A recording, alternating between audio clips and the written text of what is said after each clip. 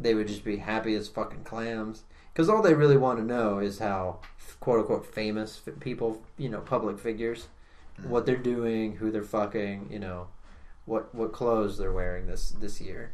And they don't, these are people that don't vote. They don't even know, they know who the president is, but that's about as fucking far as they go. And, they just don't care. They'd love it if they said, okay, now the state you lived in will be ruled by a duke. And each of the little areas will be broken up into little counties or earldoms or some sort of shit like that. That's just what you have now. They'd go, oh, okay, well, can I read magazines about who they're dating and who they're marrying? Yeah, totally. We're going to just change people. It's not going to be Hollywood anymore. It's going to be people, like subtitles, who rule you. Okay, totally cool with that. Can we watch a reality show about them? Yeah, sure, we'll make those too. We'll film their weddings. It's all going to be online. Don't worry about it. Oh yeah, you will get no disagreement from me. I'm gonna estimate at least a third of the American public. Oh, at least. Oh man, all the people that were really into the Kennedys. Holy shit. Yeah, people who are into the Kennedys and who, if you said what party they belong to, they'd be like, I don't know, Champagne. Fuck you. God damn. Yeah.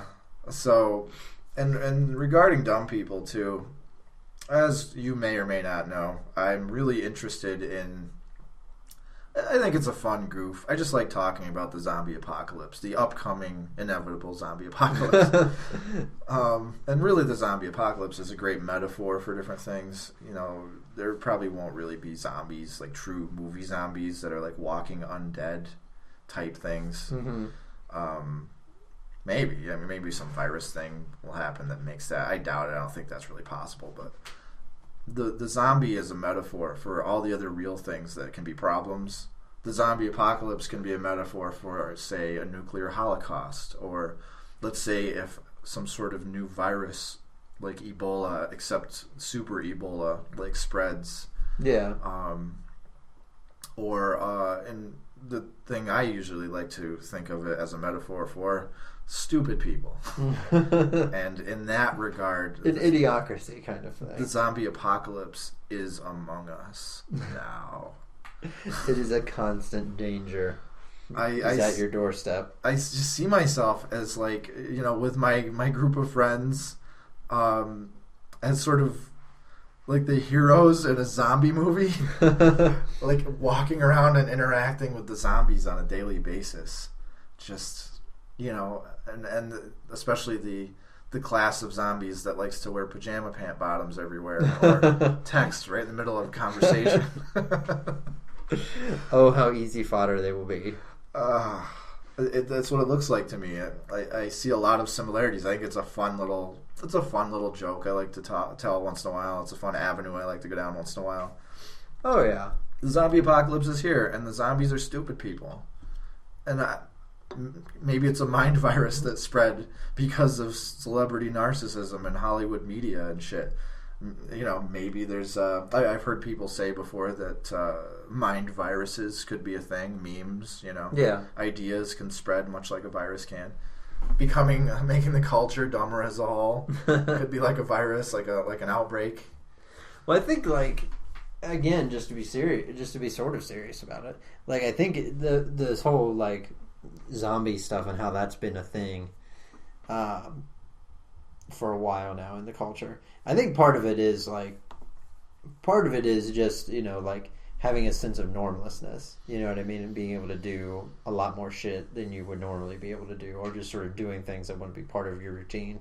And also just sort of fantasizing about how if you're comfortable life, like I talked about, going to the grocery store at 2 a.m. and eating a key lime pie, if that got disrupted, how well you'd be able to survive. I think a lot of people like to fantasize about how good they would be at that and the different roles their friends or their family would play in that. But I guess I go to a darker place with it when I think about it as a society, and on a huge level why it's so entertaining or so compelling to people. And it's almost part of it's what I just said, life's too easy. You know what I mean? Obviously, there are people that have problems and are struggling. They don't have enough money. They don't have whatever. But you have to admit that, you know, again, using the fucking key lime pie example, life is kind of too easy if you can go do that almost everywhere whenever you want it. Mm-hmm. You know, that sort of struggle, that little spark that people need. You know, it's too easy. But then to actually get, like, any huge goals accomplished, like putting a man on Mars or curing AIDS, or think of something even bigger and more fundamental, that's, like, frustratingly slow and hard. Super herpes. Curing super herpes, the newest candidate for starting the zombie apocalypse. You know, there's no goals, there's no frontier that seems to be easily breached, and the ones that we have conquered are just kind of ho-hum. And it's like it's almost like the sign of a society losing its zest for life, that it starts producing like apocalyptic kind of stuff. It's just like we're just looking forward to being destroyed and remade, hopefully in a better way. That's interesting. Again, you'll get no argument from me. Well, you know, I just like to think about all the different shit that this kind of stuff could mean. You know, because like I said, there's the basic sort of like individual level. You know, it's just kind of a fun romp. You know what I mean? That kind of shit. But you know, why does it enthrall us? Is it the same impulse that makes people like want to watch vampire and werewolf movies because it's just supernatural and oh god, what would life be like if there was crazy shit around? But zombie movies aren't like that. There's no zombie movies where just, you know, life is the same, but now there's zombies in it. You know, it's zombies happen and now there's a total fucking societal collapse. Yeah. I think many people like to fantasize about it for many different reasons. Oh, yeah. Like say you're powerless in your real life, but if a zombie apocalypse happened, you could just like grab a shotgun and just do whatever you wanted to and just like take shit out of the grocery store and like, you know, who knows, like sort of that survival instinct that people have where they just start fucking when like a panic sets in. I'm sure a lot of people sort of fantasize about that. The plane's going down and they just start beating off. I can't remember, what was that, the mall rats? The phenomenon of panic fucking, the misinterpretation of stimulation, is that? Oh, the misattribution of arousal. That's what it was. I don't fucking know what I was saying, but yeah, the misattribution of arousal, as I said. It's I think that sort of plays heavily in a lot of these fantasies. Yeah. It's just hot. And it's romantic, you know. And also, if you have sort of a penchant for fantasy violence like I do, you know, like if you've been hankering to use your bat left for real. Yeah, I don't know. I can totally understand why it's always. It seems to crop up in conversation a lot. Like, oh yeah, I'd have a bunker and I do this and that and like foodstuffs and guns and weapons, and I'd go here and I'd do this and I'd fuck that person and then I'd fuck that person and then I'd fuck that person. I get why it comes up, and you know, it's fine, it's fun, and like it seems like our little circle we hang out in, it comes back around every so often again, and it gets talked about again, and it's fun. Oh yeah. But you don't know it, but we're living in it now, and it's stupid people. They are coming. And the biting you doesn't necessarily contaminate you with their stupidity, but they have ways of infecting you. It may take a little longer. Maybe you're immune. You're one of the lucky few who are immune to it. But I feel sort of immune. Sort of. Yeah. I'll never say I'm 100% safe. We can never know. I would guess, you know, we're both reasonably intelligent, ambitious people who know how to make goals and who know how to get shit done and things like that. I would think we have a better than average chance of not being a zombie, but everybody thinks they're not going to be a zombie. Well, so yeah, of course. That's the problem. Every stupid ass zombie out there is like, oh, not me. I'm not a zombie. I'm not going to get caught. I'm not doing something stupid. Meanwhile, they're like dipping their hand into a deep fryer or something.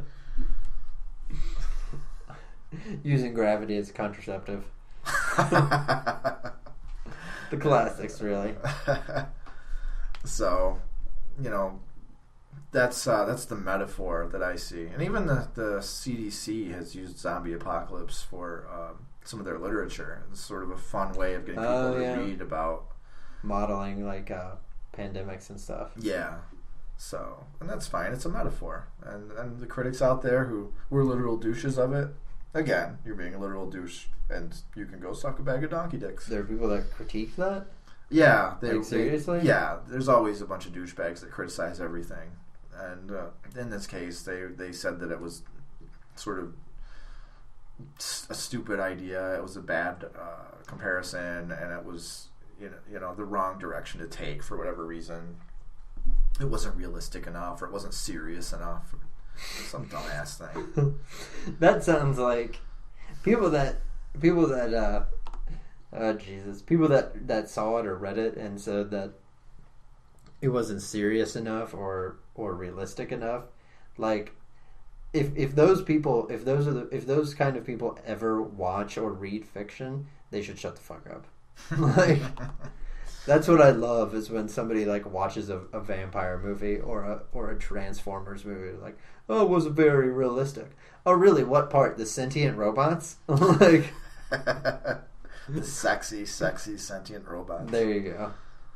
It's like, Jesus Christ, like, didn't you learn about the suspension of disbelief in middle school? Like, just do that. You don't have to like it, but don't criticize it for stupid bullshit. Well, it's that we'll never stop talking about this problem of the literal douche. Oh yeah, the douchebag that takes everything literally and just doesn't fucking get it, and then they have to criticize you. So the literal douche might be the cornerstone and the foundation of Bad Guy Labs. If I became dictator, I would require literal douches to take creative writing courses. It would be very literal and probably pretty douchey. It would just be about regular guy who likes his job, loves his wife, no conflict. Yeah, just comes home every day with his briefcase. Yeah. Oh yeah. Just regular stuff. Nothing crazy happens. Yeah. All right. Well, then all literal douches have to feature in at least one episode of Family Guy. I'll come up with something. I assure you, I'll come up with something to deal with people like that. I'd like to see Peter Griffin just make a literal douche miserable, and then slink away, going.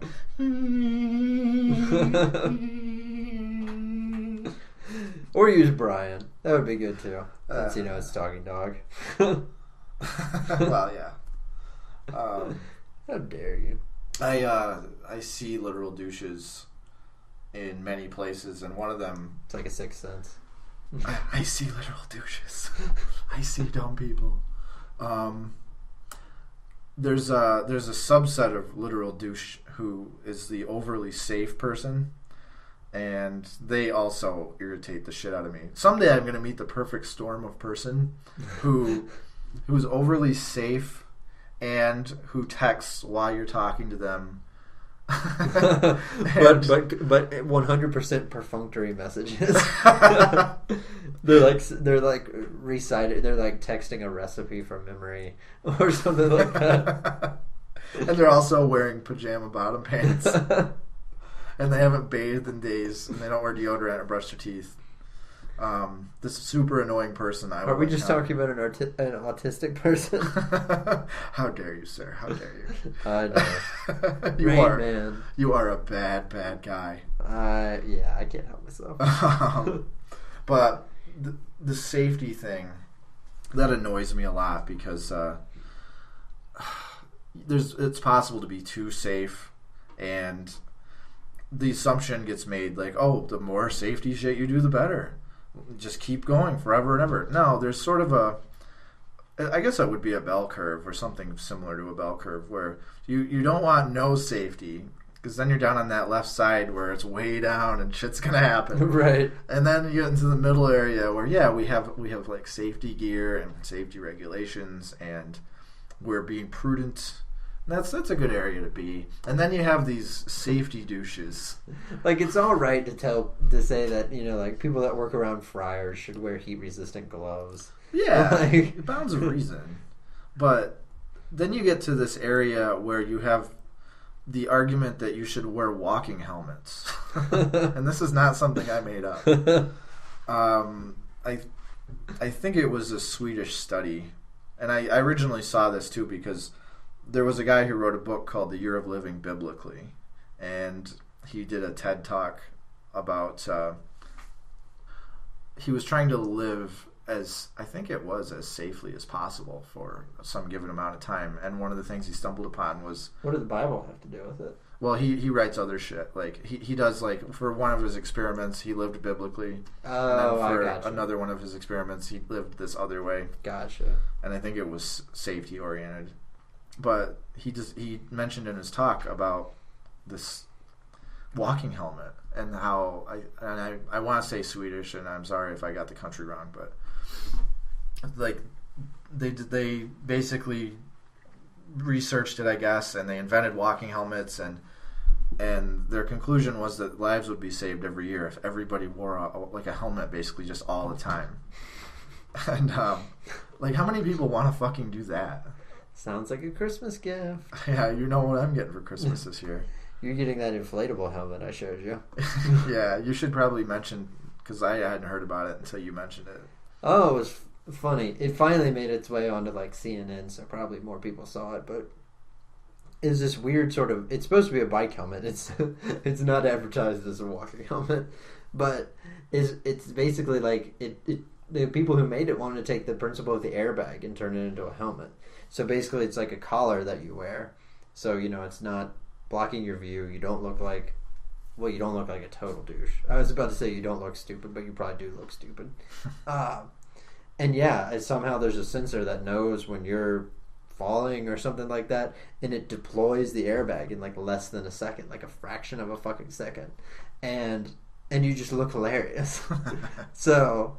I would just, I mean, if I saw somebody with that, I would just want to know how it set it. Like, I would want to play with one and see like how sensitive it was, what set it off, and like, you know, if you saw your friend, you know, like riding his bike, you just try to scare him so he does a double take, and maybe it moves the thing too quickly and it deploys. But you don't feel like too much of a dick because if he wrecked, his helmet's deployed. So. Yeah. It's sort of like the idea of like, it's why you like scaring blowfish. What happens when you scare blowfish? Well, it pops up. Oh, I didn't know that. Yeah, I don't know much about blowfish. Okay, well that does sound fun. You need to go to an aquarium then. That does sound fun. Yeah, because they stereotypically just puff up. It's the same sort of concept. Oh. It'd be awesome. So, I worry about, over time, people becoming more safety-oriented to the point of being absurd. And actually, I would argue that if you're too cautious, if you second-guess yourself, or if you insist on too much safety, especially if you're imposing it onto other people and you don't know like what their situation is, yeah, as well as they do, you could actually end up killing people. And, you know, if that happens, fuck you. This walking helmet thing, that's the case of, what are the costs and what are the benefits? Do you really want to spend your whole life in a fucking helmet? Like, I got a fucking helmet. How dare you, sir? How dare you? There will need to be specialty fucking helmets. They need to be sleek and sexy, and with a lube reservoir. I can't argue strongly enough against people. You know, you have different names for them: do-gooders, just people that interfere, things like that. They probably mean well, but they don't understand everything, and they sort of insert their stupid views into things where they don't belong. And no, a walking helmet won't hurt you, but it would be annoying as fuck to me to have to wear a walking helmet all the time. Yeah, and I choose not to. I don't think it's even close to like a seatbelt or a motorcycle helmet. You know, I wear a motorcycle helmet and I wear my seatbelt because I took physics in college, and we covered the physics of crash test dummies as a unit. Right. And I was like, shit, I'm wearing my seatbelt from now on. Those guys get fucked up. This reminds me of another retarded thread I've seen running through our culture. And that's, when you start talking about safety, I started thinking about baby proofing. Like baby proofing your house. Fuck babies. Oh, wait, where are you going? See, it's that pedophile thing. Just bringing it back. How dare you? No. So I'm not. So don't fuck babies, I guess. And I guess you should baby proof your house. But like I've seen TV shows where people talk about like their the wife or the girlfriend's like more than halfway through a pregnancy and talking about how they need to have the baby proofer come over. And I was like, wait a second, did I hear this wrong? No, I'm not wrong. There's a fucking person that you like. This is a job you can have apparently now in the United States. People will pay you to come over and show you how to baby proof your house. And that sounds fucking retarded.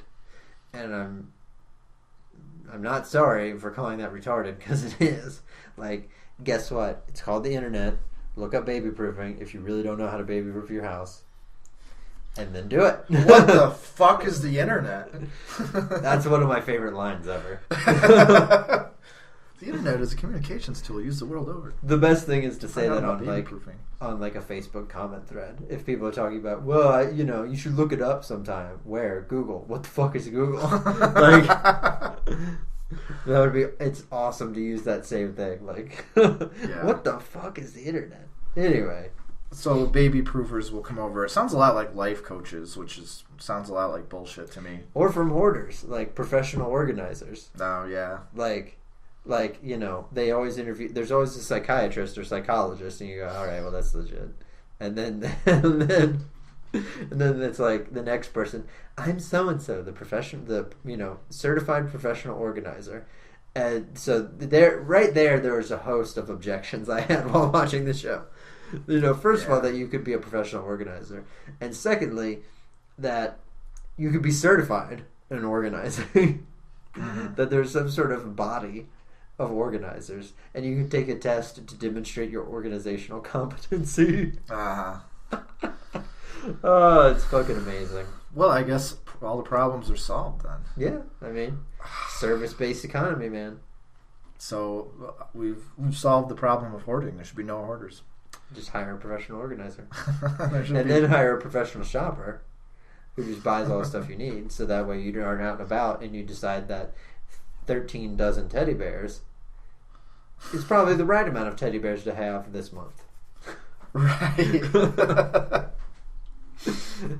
That doesn't mean that you get rid of the previous set of teddy bears. You just have to add to your teddy bear stockpile. Oh, yeah. You don't... Now, these are people that would be the most fucked in the zombie apocalypse. You don't want to say that. Those teddy bears might come in handy for something someday. You don't know. Zombie decoys. There's nothing more innovative than a teddy bear wearing an unwashed tuna can as a hat. Sitting on 3 years worth of newspapers. That's the secret ingredient to the zombie alarm / trap.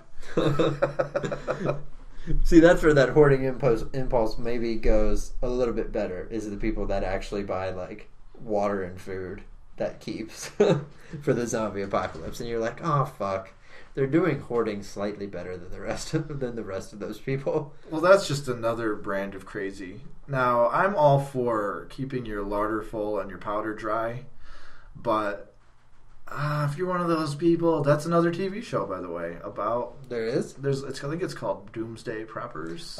Yeah, you're right. They're a little weird. A little different. I don't see myself as being that guy ever. Yeah. I have a lot of food in my larder. House. Yeah. And my powder is indeed dry for my many firearms, which I don't apologize for. But I'm also not a right-winger, so don't make that assumption. I think it's smart to sort of have some crap around in case your power goes out for a couple days, which happens at my house sometimes because I live in the mountains. But Well, and shit happens. Floods, snowstorms, etc. Sure, yeah. You want some water at least, and some tomato soup and some tuna fish or something, and some macaroni. Some print pornography. Yeah, fuck yeah. You have to have stacks to the ceiling of that. You don't want to run out of that. You notice that's never the argument people make. Like, if you talk about, like, cloud storage, people are like, oh, what happens if you lose your movies? And it's like, well, don't most people already treat the internet as, like, cloud storage for their porn? And they're like, Well, yeah, that's the cloud is where it's at nowadays. It's all cloud. I mean, that's how I use my cell phone is in the cloud. My cell phone's in the cloud. I need to make a call. I use the cloud. There's always some person around somewhere with a phone willing to lend it to me. I cloud phone. You use that service for deaf people, don't you? What? So to conclude that safety thing, I have a real problem with those guys. Those are just another. I got onto this because of literal douches, and these are a type of literal douche, and they're no better than backseat drivers as far as I'm concerned. They're fucking irritating you, and usually not helping. And I've seen cases where somebody said a car wasn't coming and a car was coming because they're trying to help. Right. They didn't know what they were doing and they didn't see everything. Just leave the fucking shit to the person who's actually doing it. And unless you're a safety regulator, but even then, those people don't know what they're doing half the time. It's such a tough call, because I don't want to sound like one of those people that sort of is like, oh, OSHA, like, oh, fucking, what a bunch of bullshit that is, taking away freedoms. Like, no, that's not right. This isn't what the founders intended, man. We need some rules, and we don't want like kids working in coal mines, and we don't want adults working in coal mines like unsafely. But on the other hand, I don't want to get to the point where like you're not allowed to do anything and you have a fucking walking helmet on. Right. So I think we should try this one though, and see if we can promote driving helmets. Driving helmets, because it seems more reasonable than walking helmets, but it's still clearly bullshit. At least I think it is. You can make them stylish. People could feel like they're race cars. Yes, I guess. Race car drivers, that is. Well, I know a lot of like dumb little kids. When you ask them what they want to be when they grow up, they say they want to be a race car. I want to be a bear. That sounds pretty funny if you think about it. Not that kind of bear. God damn it.